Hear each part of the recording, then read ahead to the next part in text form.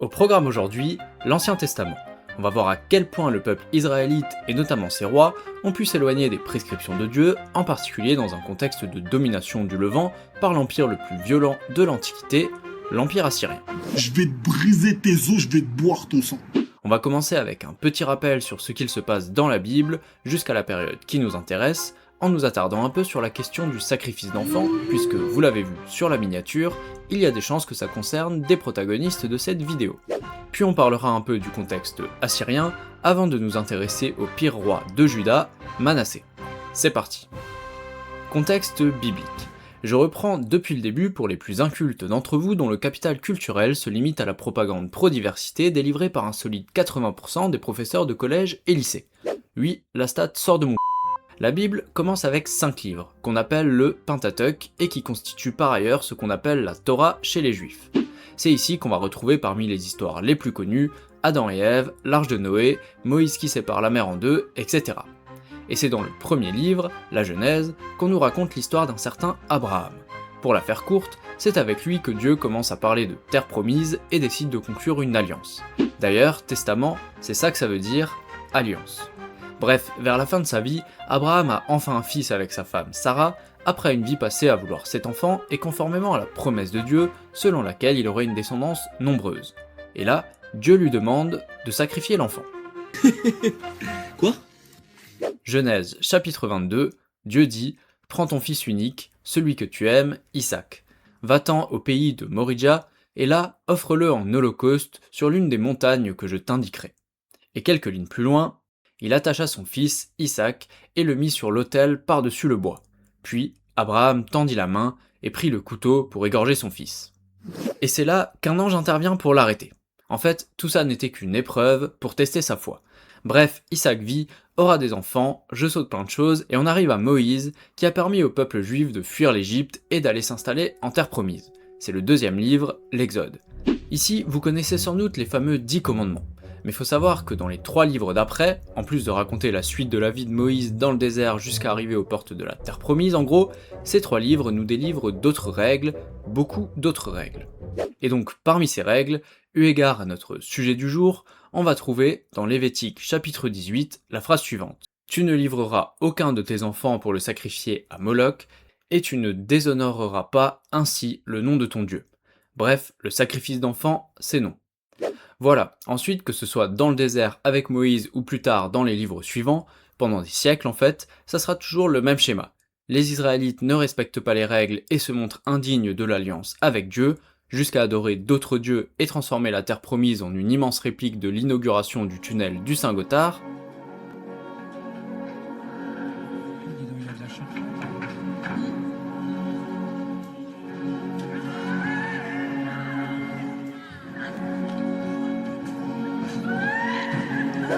Puis certaines figures essayent de redresser les choses, mais les règles ne sont à nouveau pas respectées, etc.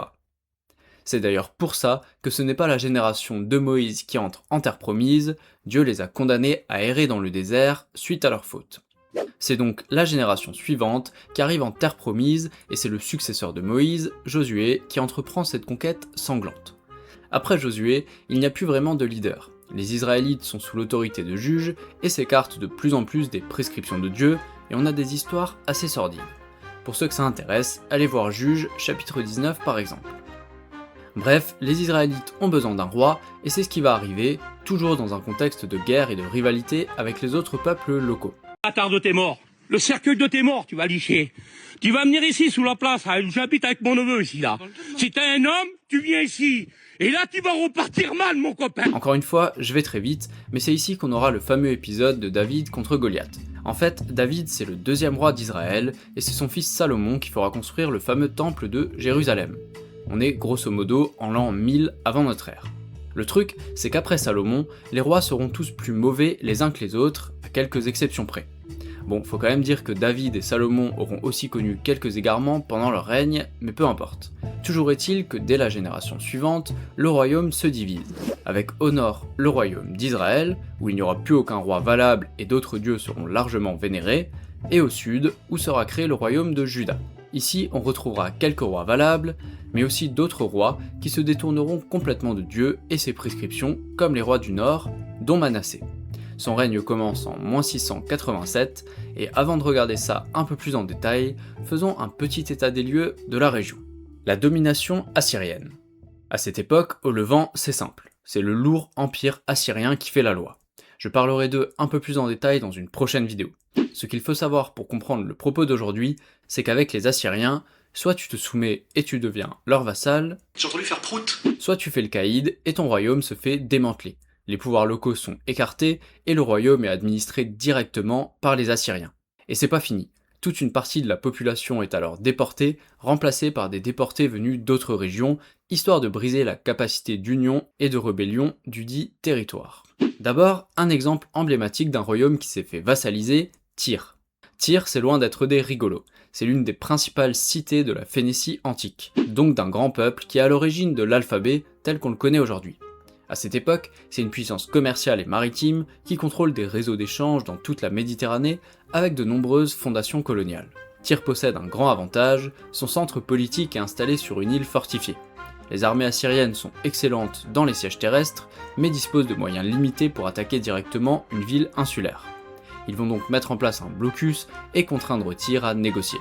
Finalement, la ville conserve ses institutions, son activité commerciale, une large autonomie locale, et en échange, elle doit payer un tribut régulier, soutenir la politique étrangère assyrienne, renoncer aux alliances hostiles, et accepter la surveillance impériale de certains ports et territoires côtiers. Bref, c'est un bon exemple de la méthode assyrienne. Lorsqu'une région est utile économiquement et difficile à conquérir, l'Empire préfère souvent la transformer en état vassal rentable plutôt que de la détruire. J'ai aussi choisi cet exemple parce que cette domination aura une grande influence historique. Comme la cité-mère est soumise, c'est le moment où les colonies phéniciennes prennent leur indépendance. Et parmi ces colonies, on retrouve Carthage. Naissance de la civilisation punique, guerre contre Rome, etc. Voilà ce que sont capables de provoquer, par effet domino, les Assyriens. Compte de ce que t'as fait? Les conséquences? C'est aussi en partie par leur faute que Maître Gims a l'air d'un débile profond quand il fait le bandeur de Pharaon Noir, mais c'est un autre sujet que je développe dans cette vidéo. Je vous mets le lien à la fin de cet épisode si ça vous intéresse. Bref, je vous disais que les Assyriens, soit ils vassalisent, soit ils se la jouent destruction spectaculaire et remplacent les locaux. Et ben c'est le moment de revenir à l'histoire de nos deux royaumes. Je vais dire ça le plus simplement possible, en -722, le royaume du Nord, celui d'Israël,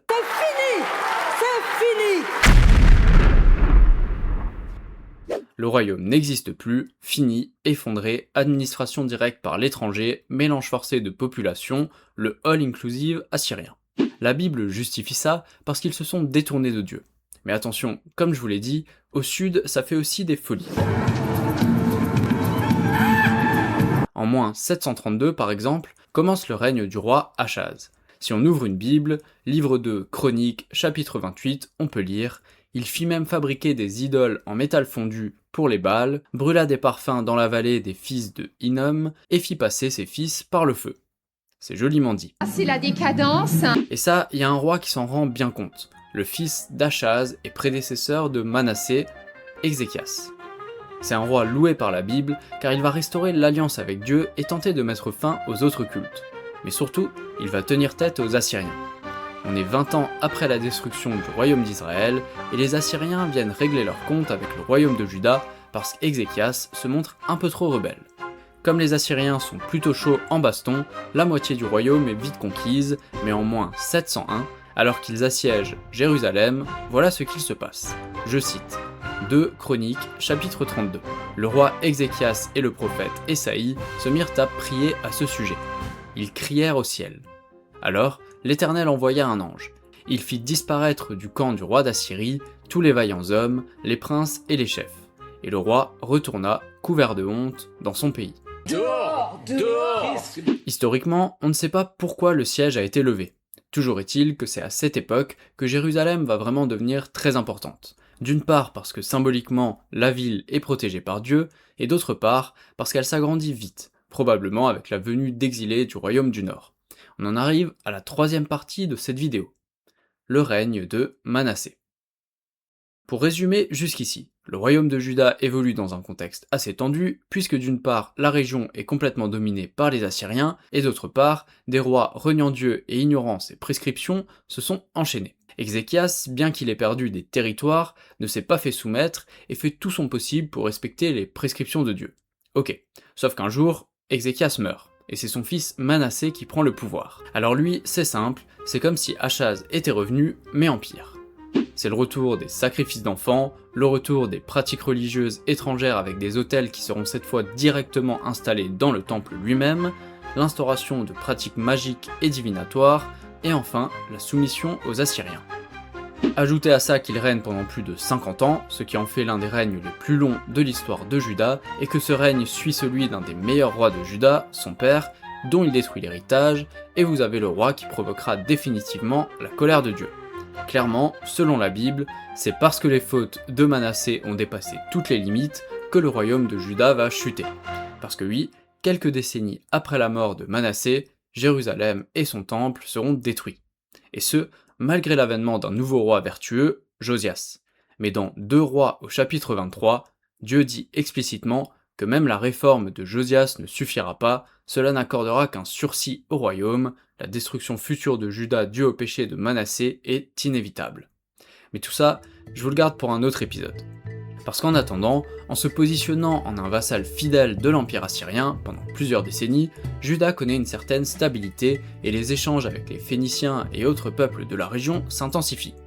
Alors cela se fait au prix de l'acceptation de l'ordre impérial assyrien et les influences religieuses étrangères qui l'accompagnent, mais les déportations, etc. sont évitées. C'est pour ça que, pour les historiens, le bilan du règne de Manassé est un peu plus nuancé que du point de vue de la Bible. Voilà, vous en savez maintenant un petit peu plus sur l'Ancien Testament et sur les événements qui se déroulent au Proche-Orient vers la fin de la Haute Antiquité. Et pour faire un lien avec l'Antiquité classique, dominée par les Grecs et les Romains, qui va bientôt pointer le bout de son nez, voilà un petit sujet bonus. Vous avez sans doute déjà vu ce tableau. Il faut savoir qu'il représente un événement qui a lieu en même temps que le règne de Manassé, mais en Italie. Rome n'est qu'un petit royaume à cette époque, pas encore de république, pas encore d'empire. Et il se trouve que les Romains sont en embrouille avec leurs voisins. Pour éviter un affrontement sanglant entre les deux peuples, il est décidé que le conflit sera tranché par un duel entre 2 groupes de frères, les 3 Zoras, champions de Rome, et les 3 Curias, champions de la ville d'en face. Sur le tableau donc, on a les 3 Zoras jurant de combattre pour Rome. À droite, les femmes de la famille sont dans le mal, parce qu'elles sont liées à l'autre camp également par des liens d'amitié et amoureux. Ce contraste au cœur du tableau nous rappelle l'époque dans laquelle on évolue, où le devoir civique, le sacrifice et la raison d'État sont démodés, et les sentiments personnels exaltés. Bref, une société qui va mal, tant elle a poussé loin le primat de l'individu sur le collectif. Mais on n'est pas là pour digresser, donc voyons comment se passe cette baston. Le combat tourne d'abord à l'avantage des Curias. 2 Zoras sont tués, le dernier survit, et comprenant que ses adversaires sont blessés à des degrés différents, il feint la fuite. Ses adversaires le poursuivent en ordre dispersé, il se retourne alors et les affronte un par un, les tuant successivement.